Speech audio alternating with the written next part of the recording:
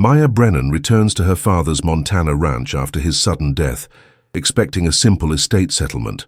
While clearing his study, she discovers a sealed letter hidden inside his grandfather's old Bible, written by Caleb Thornton himself 40 years ago, never sent.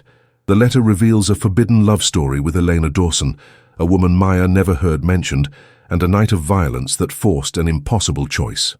As Maya reads deeper, she uncovers parallels between her own guarded heart and her father's buried past, realizing the silence that shaped her entire childhood had a name, a face, and a sacrifice no one ever spoke about. The truck's engine ticked as it cooled outside the main house, the only sound cutting through the late September wind that swept across Thornton Ranch in Cascade County, Montana. Maya Brennan sat behind the wheel longer than necessary, staring at the two-story log structure where she'd spent summers as a child but hadn't visited in over a decade. Her father's lawyer had called 6 days ago with news that still felt unreal. Caleb Thornton, 68 years old, found collapsed in the north pasture by his foreman. Massive heart attack, gone before the helicopter arrived. She finally stepped out, boots crunching on gravel. The air smelled of sage and distant rain, that specific scent of high country autumn that lived somewhere deep in her muscle memory. Maya was 34 now, angular in a way her father had been, with his same habit of crossing her arms when uncomfortable and the same green eyes that never quite softened. She'd inherited his quietness too, though hers came from years working alone in Seattle courtrooms, while his had always felt like something heavier, a door deliberately closed. The house key was under the third porch step, exactly where it had been 20 years ago. Inside, dust particles hung suspended in afternoon light streaming through western windows. Everything looked frozen.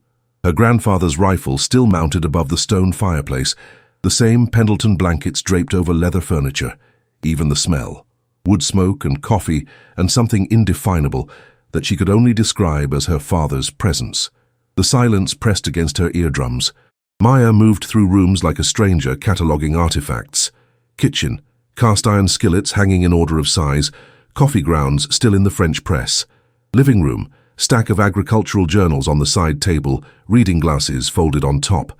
Everything spoke of a man who expected to return. His study door stuck slightly, swollen from humidity.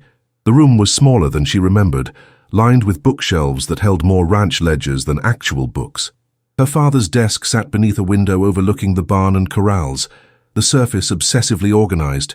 Pens in a mason jar, invoices paper-clipped by month, a single framed photograph of Maya at age 8, gap-toothed and holding a newborn calf. She'd come to find the ranch deed and insurance papers. The lawyer needed them by Friday.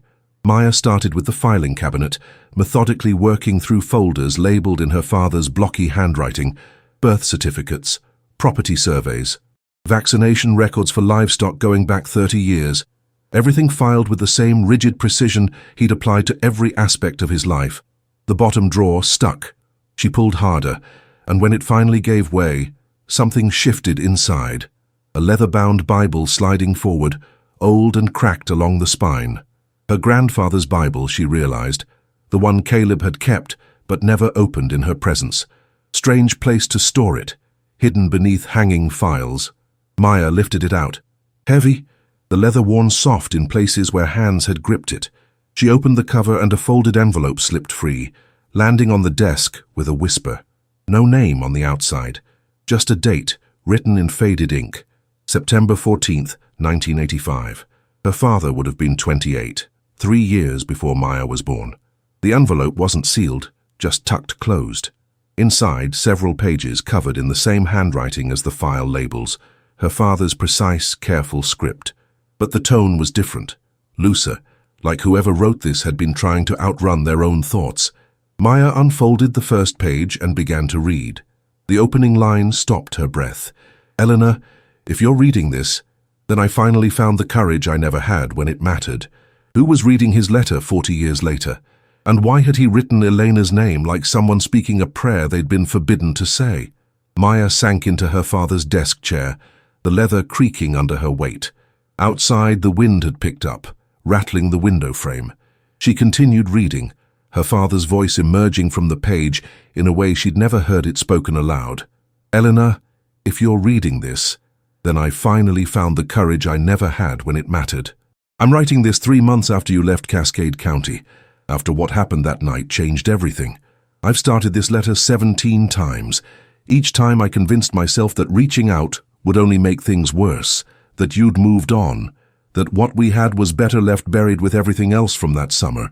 But I can't stop thinking about the moment you arrived at the ranch.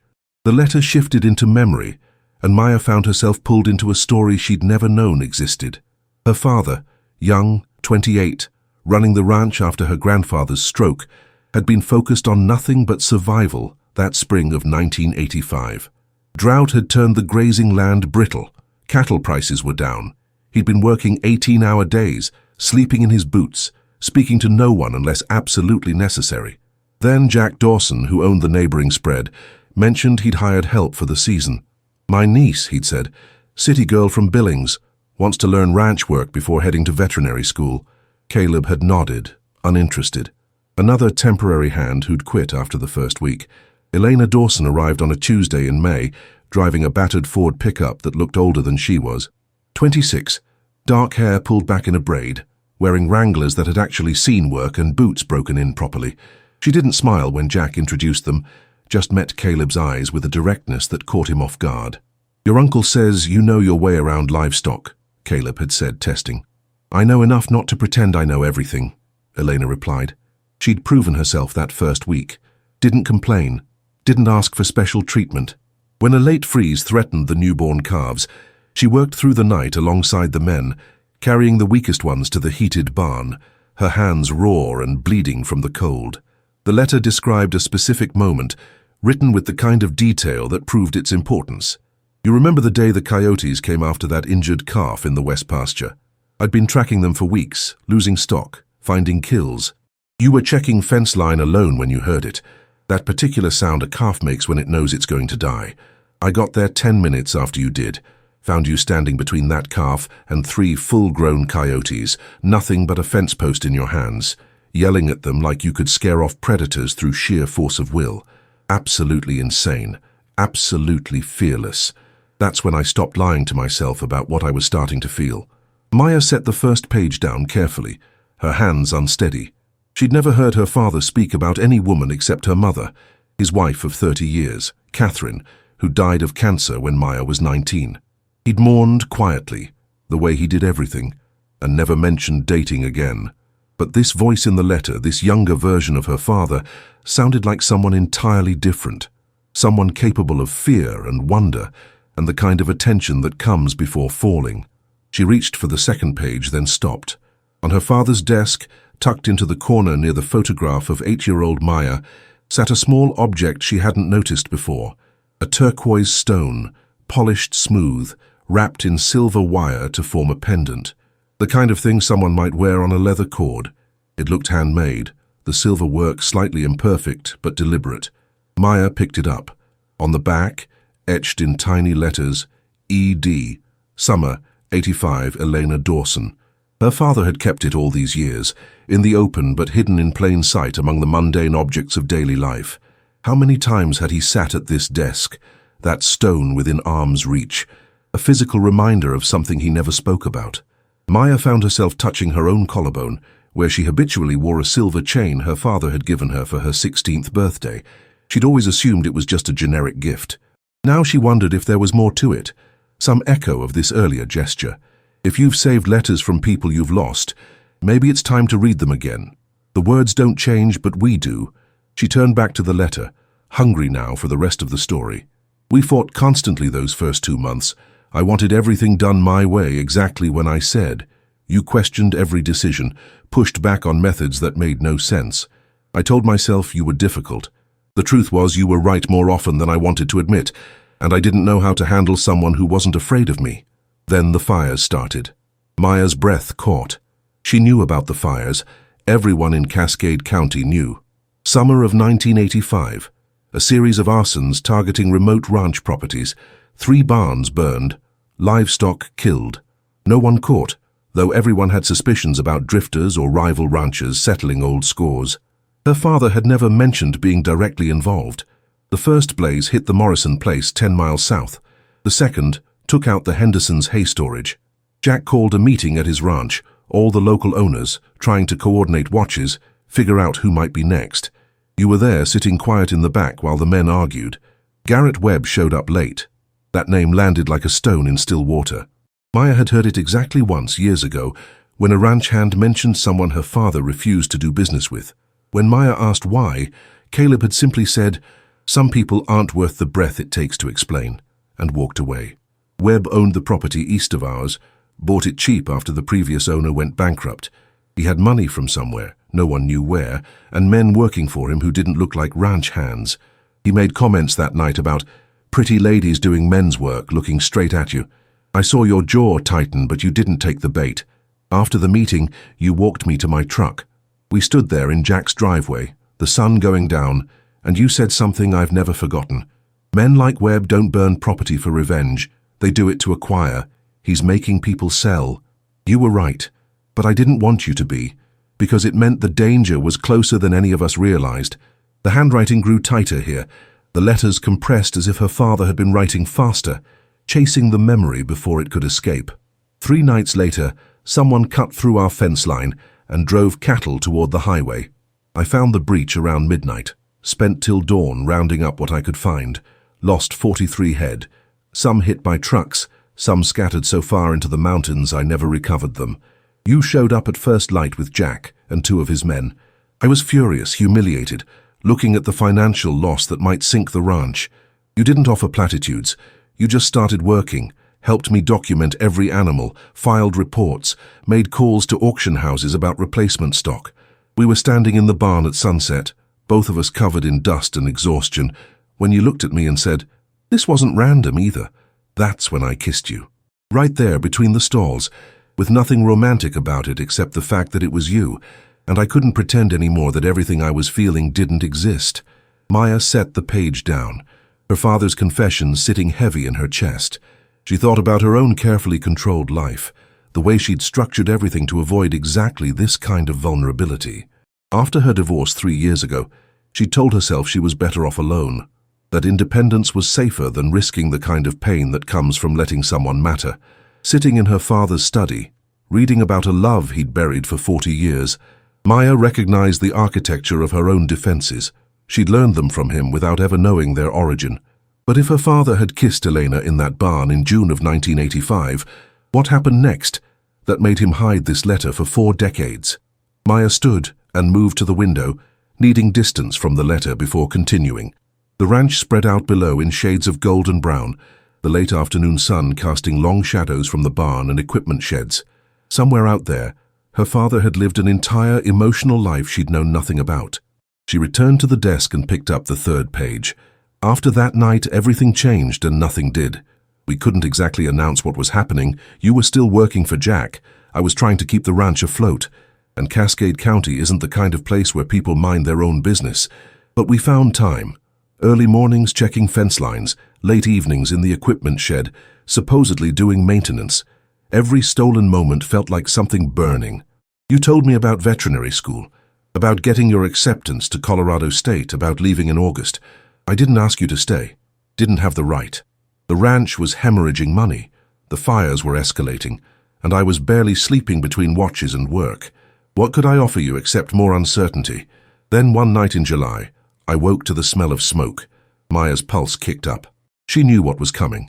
The fire that had destroyed part of the original ranch house, the wing her grandfather had built in the 1940s. Her father had told her about it once, explaining why the house had mismatched siding on the east end.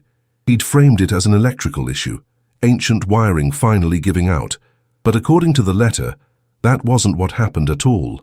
The blaze started on the east side, where the old bedrooms were.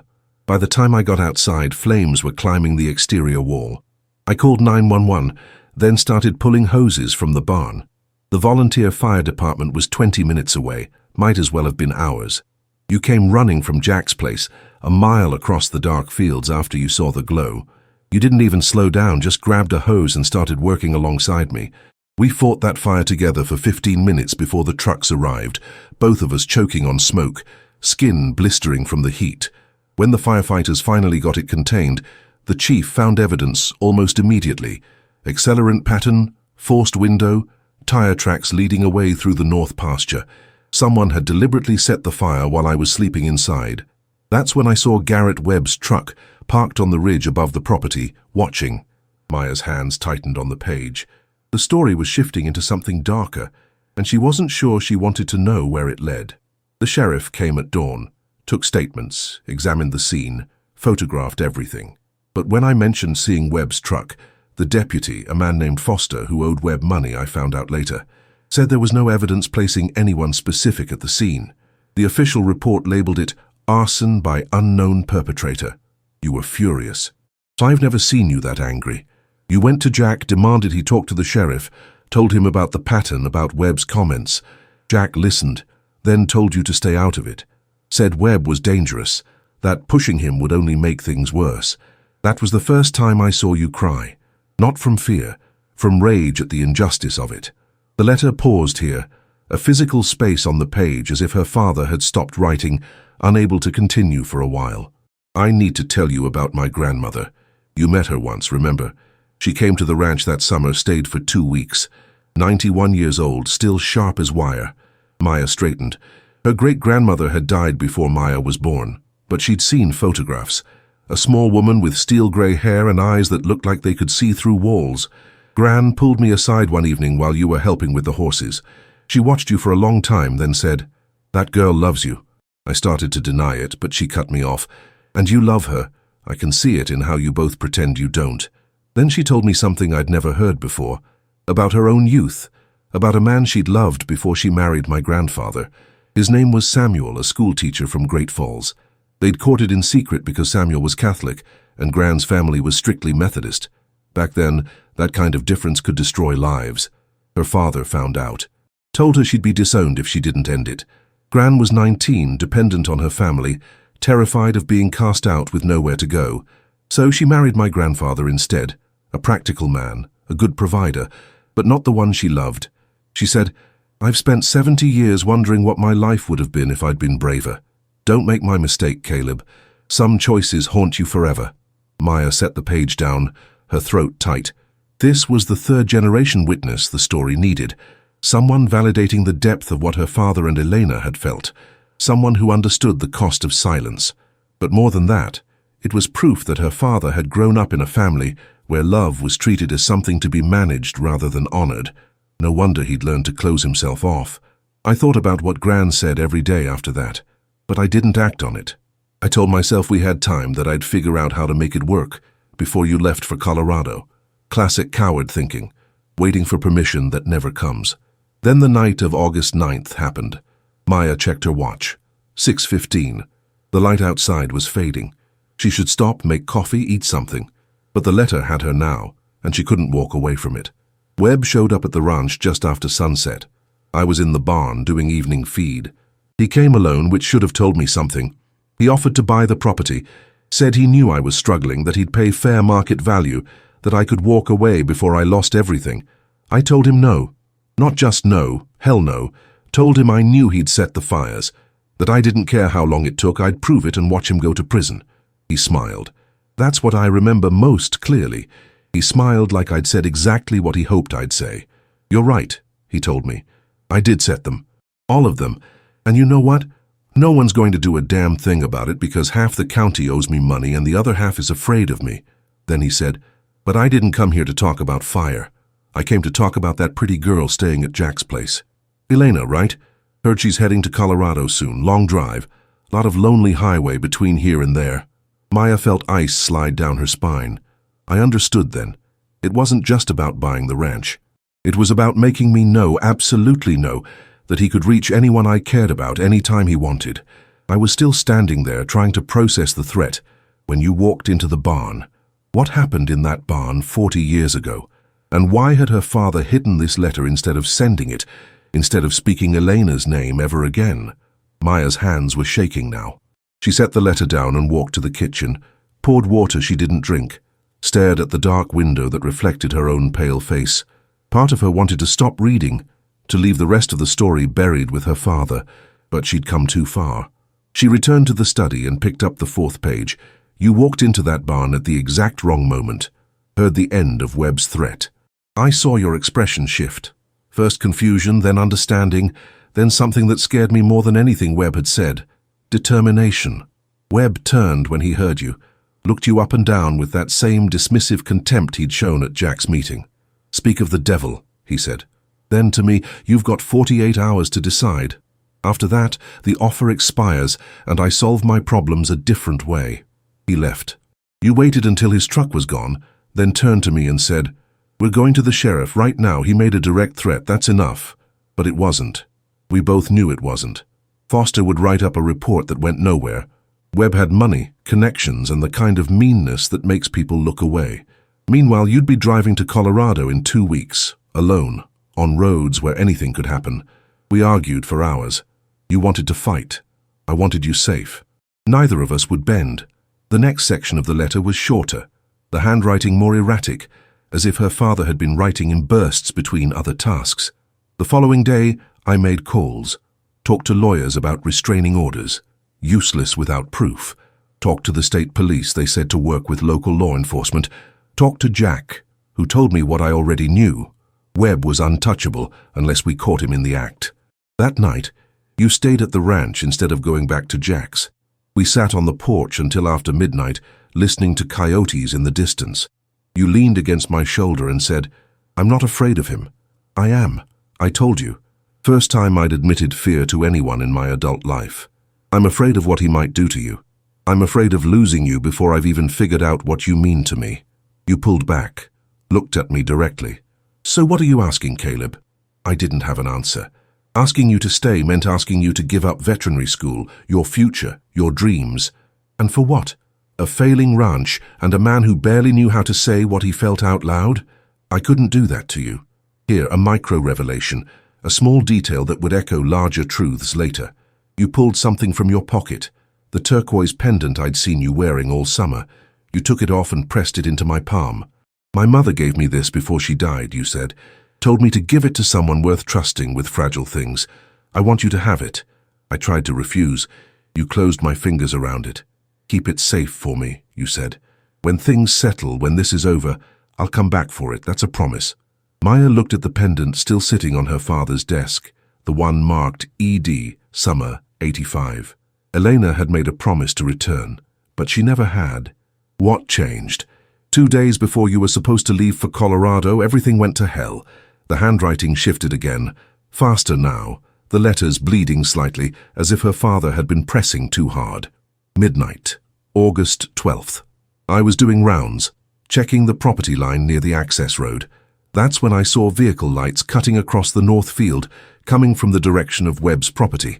No legitimate reason for anyone to be driving there at that hour. I radioed Jack. We'd set up a watch system after the fires. He came running with 2 of his ranch hands. By the time we intercepted the vehicles, they were already on my property, heading toward the fuel storage tanks. 3 men. One of them was Webb. The other 2 worked for him. I recognized them from his ranch. They had accelerant in the truck bed. Matches, rags, no question what they were planning. Webb saw us and tried to play it off as a neighborly visit. But Jack's foreman, a guy named Tom Rivers who'd worked these ranches for 30 years, had a camera with him, started photographing everything, the materials, the location, Webb's face. That's when Webb pulled a gun. Maya's breath stopped. It happened so fast. 1 second he was making excuses, the next he was pointing a revolver at Tom, telling him to hand over the camera. Jack stepped forward, trying to defuse it. I remember the sound of my own pulse in my ears, the cold clarity of knowing this was about to turn into something none of us could walk back from. Then you were there. Maya gripped the page so hard, it crumpled slightly at the edges. You'd followed Jack from his ranch, driving my old work truck. You came up behind the scene and saw what was happening. Instead of staying in the vehicle, instead of being smart, you grabbed the rifle from behind the seat, the one I kept for coyotes, and fired a shot into the air. The sound echoed across the valley. Everyone froze. You stepped into the headlights, rifle still raised, and said to Webb, "Put it down now, or the next one's not a warning." I've never been more terrified in my life. But you were steady. Absolutely steady. Webb lowered his gun. He looked at you like he was memorizing your face, then got in his truck and drove away with his men. Tom still had the camera. We had evidence. Real evidence this time. The next paragraph was brief, clinical almost. her father retreating from the emotion of the memory. We called the state police directly. They came at dawn, arrested Webb at his ranch. The photographs were enough for charges: attempted arson, criminal trespass, assault with a deadly weapon. He made bail in 48 hours, but his lawyer told him to stay away from Cascade County while the case built. He left, moved his operation to Wyoming. I heard later he died in a bar fight 3 years after that. Case closed, property safe. You'd saved everything. But Maya could feel the gap in the narrative, the missing piece that explained why this victory felt like a prelude to loss. You left for Colorado the following week. We didn't talk about what happened. I drove you to the bus station in Great Falls, carried your bags, held you in the parking lot while you cried against my chest. You said, "I'll call when I get settled." I said, "Be safe." We both knew you weren't coming back. The letter was almost finished. But if Elena hadn't returned and her father never sent this, then what had been the point of writing it at all? Maya's eyes burned from reading in the dimming light. She turned on the desk lamp, its circle of illumination making the study feel smaller, more intimate. The letter had only a few pages left. "Eleanor, here's the part I've never told anyone, the part that haunts me every single day. 3 weeks after you left, Jack came to the ranch. He looked like he'd aged 10 years overnight. He sat at my kitchen table and said, 'I need to tell you something about Elena. The first bomb, the one Maya had been unconsciously bracing for. Your uncle told me you'd called from Colorado, that you'd settled into school, found an apartment, started classes. Everything was going well, except you'd asked him to tell me something specific. Don't contact you. Don't write, don't call. You needed to move forward, and staying connected to Cascade County to me would make that impossible.' I sat there trying to process it. Jack said you'd been crying when you called, that you'd said, 'Tell Caleb I meant what I said about the pendant. I will come back for it, but not for a long time. Not until I'm someone who deserves it.' I didn't understand. You'd saved my property, maybe my life. You'd faced down an armed man without hesitating. What could you possibly need to prove?" Then Jack told me the rest. Maya could see where this was leading, the shape of it forming just ahead of the words. You were pregnant. The 2 words sat on the page like a detonation crater. You'd found out 4 days before leaving Montana. Didn't tell me because you knew what I'd do. I'd ask you to stay, ask you to marry me, ask you to give up Colorado and build a life on a struggling ranch, and you couldn't bear the thought of me making that choice out of obligation instead of love. Jack said you were keeping the baby, that you'd deferred veterinary school for a year, found work at a clinic in Fort Collins, were planning to manage it alone. When I asked why you didn't want me to know, Jack's answer destroyed me. "Because she knows you'd do the right thing, Caleb, and she doesn't want to be someone's right thing. She wants to be their only thing." Maya set the page down, her mind reeling. Her father had a child. Somewhere out there, she had a half-sibling she'd never known about. Unless... The timeline clicked into place with horrible clarity. Summer of 1985, 40 years ago. Which meant if Elena's child had lived, they'd be 39 now. The same generation as Maya, born just 5 years earlier. She thought about her father's silence, his careful emotional distance, the way he'd seemed to be living in a permanent state of aftermath. All these years he'd been carrying this loss, not just of Elena, but of a child he never got to meet. "I should have gone after you, driven to Colorado, shown up at your door, made you listen, but I didn't. I respected your decision even though it was killing me. I told myself you deserved to make your own choices, without me interfering. The truth is I was afraid you'd see me the same way my grandmother saw my grandfather, as the safe choice, the practical option, but not the one your heart wanted. So I stayed silent. I married Catherine 2 years later. She was kind, steady, everything a man could want. I tried to be a good husband. I think I mostly failed, but she never complained. When she got sick, I sat by her bed and finally told her about you. She smiled, actually smiled, and said, 'I always knew there was someone before me. I could see her in the way you looked at Montana sunsets.' We had Maya in 1988. She has your eyes, Elena. The same directness, the same refusal to look away from hard things. Maya's vision blurred. Her father had seen Elena every time he looked at his daughter. No wonder he'd been so careful with her, so determined to protect her from anything that might cause pain. He'd been trying to shield her from the kind of loss he'd never recovered from. Jack told me you had a daughter, born in March of 1986. You named her Claire. Claire. Maya now had a name for the sister she'd never met. I wanted to reach out so many times, wanted to send money, support, something. But Jack said you were building a good life. You finished veterinary school eventually, opened your own practice in Denver. Claire grew up healthy, smart, loved. You'd made it work, exactly like you said you would. And I stayed here, running the ranch, raising my own daughter, wondering if you ever thought about that summer, if you ever regretted your choice, if the pendant I kept on my desk was still calling you back, or if it was just debris from a past you'd outgrown. The next section was written in shakier handwriting, as if composed much later, years after the original letter. I'm adding this section in 2023. I'm 66 now. Jack died last year. Cancer. At his funeral, I saw you across the cemetery. First time in 38 years. You were standing with a younger woman who had to be Claire. You'd cut your hair shorter, wore glasses, but I would have known you in any crowd, any century. We didn't speak. Our eyes met once, briefly. You gave me the smallest nod. Acknowledgement, maybe forgiveness, maybe just recognition that we'd both survived. Claire looked like you. Same posture, same way of standing slightly apart from groups. I wanted to walk over, introduce myself, tell her that her father wasn't a bad man, just a coward. But what right did I have? I'd made my choices. So had you. Maya wiped her eyes, trying to steady her breathing. Her father had seen Elena again, had seen Claire, and still said nothing. But why?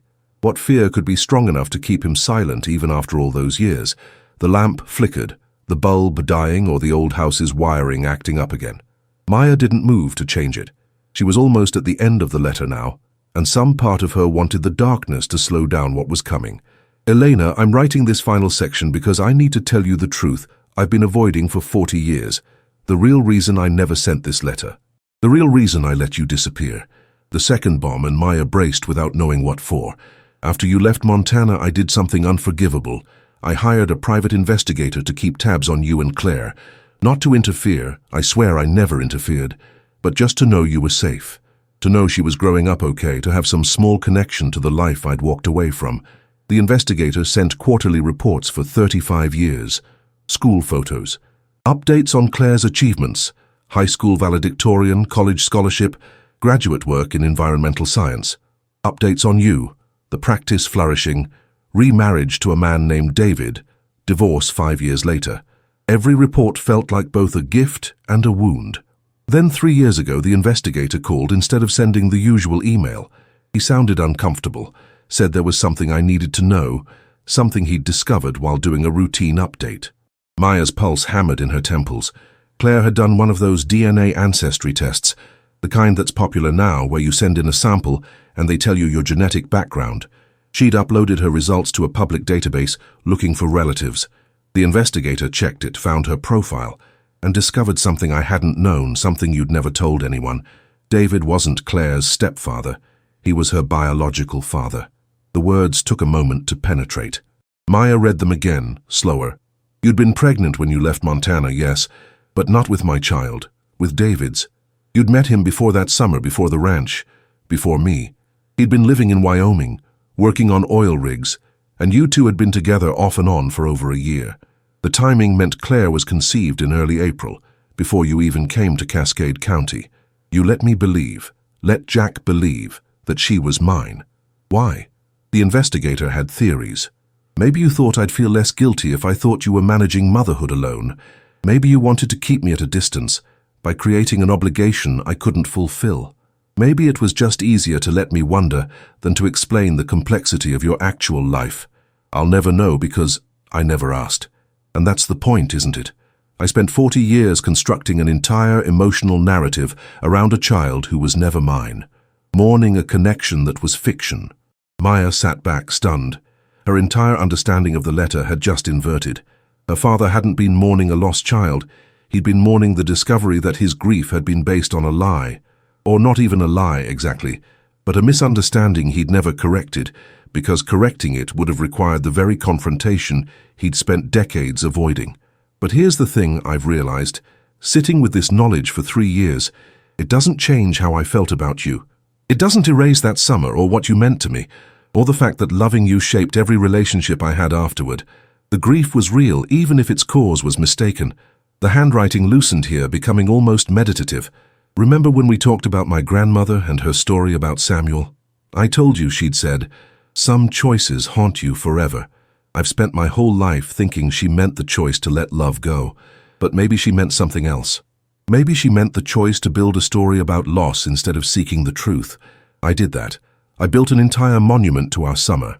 The pendant on my desk, the silence about your name, the way I treated every relationship as something temporary because I'd convinced myself the real thing had already happened and been lost. I made you into a myth, Elena, and myths don't need truth. They need belief. The coincidences seemed so meaningful. You and I both grew up with grandmothers who'd sacrificed love for obligation. We both responded to crisis with silence instead of confrontation. We both chose to protect others by hiding our own needs. I thought those parallels meant something cosmic, some kind of destiny. But maybe they just meant we were two people who'd learned the same unhealthy patterns and recognized them in each other. Maybe that recognition felt like love, because it was the first time either of us had felt seen. This was the moment when all the coincidences Maya had been tracking, the parallels between Elena and her father, the repeated patterns of sacrifice and silence, revealed their true meaning. Not evidence of perfect connection, but proof of shared wounding. I kept your pendant for 40 years, told myself I was honoring your promise to come back, but really, I was keeping myself trapped in a story where I got to be noble and wounded instead of just human and complicated. Maya found it this morning, I'm sure. She's clearing the house after my death. I know that's how this will go. Know she'll discover this letter and read it, and finally understand why her father was the way he was. Maya's breath caught. Her father had written this section knowing she'd find it. He'd left it deliberately. Baby girl, if you're reading this, I'm sorry. Sorry I taught you to protect yourself by disappearing. Sorry I showed you love as something that requires silence. You've built the same walls I did, and I see now that I helped you lay every stone. You deserve better. You deserve the kind of love that asks questions instead of making assumptions, that fights for truth instead of settling for beautiful lies, that stays messy and real instead of retreating into myth. Elena, if somehow this letter reaches you after all, thank you for that summer, for showing me what it felt like to be seen, for letting me believe, even mistakenly, that I'd been part of something that mattered. I hope Claire grew up happy. I hope David was good to both of you. I hope you found what you were looking for. And I hope, wherever you are, you kept that summer in whatever corner of your memory holds things too fragile for daylight. Not because it was perfect, but because we were real with each other in a way I never managed to be again. The letter ended there. No signature, just the date. September 14th, 1985, with a note added below in different ink. Updated March 2023. Final update September 2025. September 2025, last month. Her father had revised this letter weeks before he died, knowing he was leaving it for Maya to find. He'd spent 40 years building a cathedral to loss, only to discover the foundation was sand. But what did that mean for Maya, who'd inherited his architecture of silence? Maya sat in her father's study as night settled completely over Thornton Ranch. She'd read the letter 3 times now, each pass revealing different layers: the love story, the misunderstanding, the deliberate choice to preserve fiction over truth, her father's final message to her, hidden inside his confession to Elena. Outside, the wind had died. The silence felt expectant. She thought about her own divorce 3 years ago, the way it had ended not with drama, but with the slow realization that she and Daniel had been performing a relationship neither of them actually wanted. They'd been polite, considerate, carefully managed. Everything her father had taught her to value, and it had been hollow at the center. Since then, she'd dated casually, never letting anyone closer than arm's length. She'd told herself it was self-protection, wisdom earned from experience. But reading her father's letter, she recognized it for what it was. The same pattern he'd learned from his grandmother, perpetuated through him, now living in her. 3 generations of people who'd chosen safety over truth, who'd built lives around avoiding the vulnerability that comes with actually letting someone matter. Maya picked up the turquoise pendant from her father's desk. The silver wire had tarnished slightly over the decades, but the stone was still vivid, the color of summer sky, of mountain lakes, of things too beautiful to hold on to. Her father had kept it within reach for 40 years, a physical reminder of the story he'd told himself about loss. But Elena had never promised to return for the pendant. She'd promised to return when she was someone who deserves it. And she had returned, to Jack's funeral, to Cascade County, bringing Claire with her. Not to reclaim the past, but to acknowledge it with that single nod across the cemetery. Her father had missed the meaning because he'd been too committed to his version of events. Maya stood and walked through the dark house to the kitchen. She made coffee this time, strong and black, and carried the mug back to the study. She sat at her father's desk, pulled out a piece of his letterhead paper, and began to write. Not to Eleanor. That wasn't her story to continue, but to herself. A record of what she'd learned, what she'd inherited, what she intended to do differently. I found Dad's letter today, the one he never sent, about a woman he loved and lost and built into mythology. I understand now why he was the way he was, why he could be kind but never open, present but never quite there. He was living with a ghost he'd created from misunderstanding and fear. I've been doing the same thing, not with a lost love, but with the idea of what safety requires. I convinced myself that keeping people at a distance was wisdom, when really it's just another way of hiding from the possibility of being wrong, being hurt, being real. 3 generations, my great-grandmother, who chose practical marriage over love, my father who chose noble silence over messy truth, me choosing professional success and emotional control over the risk of actually connecting. It ends here. Maya paused, pen hovering over paper. The declaration felt both defiant and terrifying. What did it mean to break a pattern this old, this embedded in her family's DNA? She thought about the parallels between herself and her father. Both of them had inherited the same instinct toward self-protection. Both had learned to process loss by creating distance. Both had fathers who'd taught them that strength meant never asking for help or admitting need. But there was one crucial difference. Maya now knew the cost. She'd seen the architecture of her father's life, 40 years of carefully maintained isolation, a love story frozen in amber, a daughter raised at arm's length. She'd read his final message. You deserve better. He'd given her permission to choose differently. More than that, he'd given her a map of exactly where not to go. Maya finished her letter to herself with a single commitment. Ask the questions. Stay for the messy conversations. Let people see the parts that aren't convenient or controlled. Risk the truth even when fiction feels safer. She folded it, slipped it into an envelope, and wrote on the outside, "Open when tempted to disappear." Then she tucked it into her own bag, next to her laptop and legal files, a reminder traveling with her back to Seattle, the pendant she left on her father's desk, not abandoning it, but leaving it where it belonged, part of his story, not hers. The next morning, Maya walked through the ranch with the foreman, discussing what came next. The property would sell. She had no intention of running it, and the offers were already coming in. But she'd make sure it went to someone who'd respect what her father had built here, the decades of stubborn work that had kept the land whole.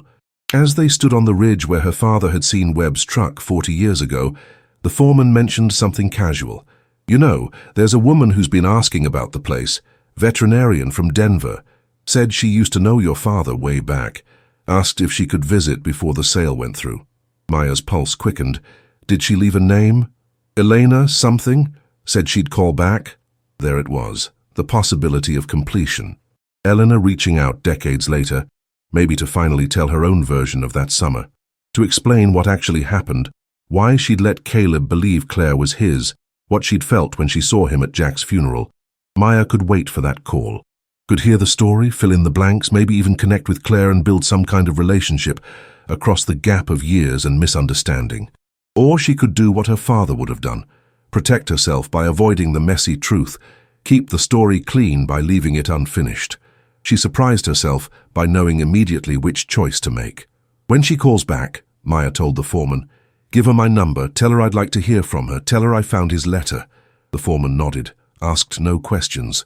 Maya looked out across the land that had shaped 3 generations of her family, her grandfather building it, her father preserving it, herself now letting it go. But not all of it. The letter would stay with her, along with her own response to it, evidence that patterns can be recognized, that stories can be rewritten, that silence is a choice, not a destiny. Some families keep truths locked away for generations, hidden in letters no one was brave enough to send. If your family has secrets waiting to be understood, maybe this is the time. Not to judge what came before, but to choose differently going forward. The weight of silence doesn't disappear with time. It compounds until someone finally decides it's safe enough to speak. 3 weeks later, Elena called. They talked for 2 hours that first time and many times after. Elena's version of the summer was both the same and different. Yes, she'd loved Caleb. No, she hadn't been pregnant with his child, but had let him believe it because the truth was more complicated than one story could hold. She and David had been separated when she went to Montana, reconciling when she returned. Claire was their daughter, but the person Elena had been that summer belonged to Cascade County in a way Denver never could claim. "Your father was one of the bravest people I knew," Elena told Maya during their 4th conversation. "Not because he faced down danger, lots of people can do that, but because he kept running the ranch year after year after year, despite it breaking his heart. That takes a different kind of courage."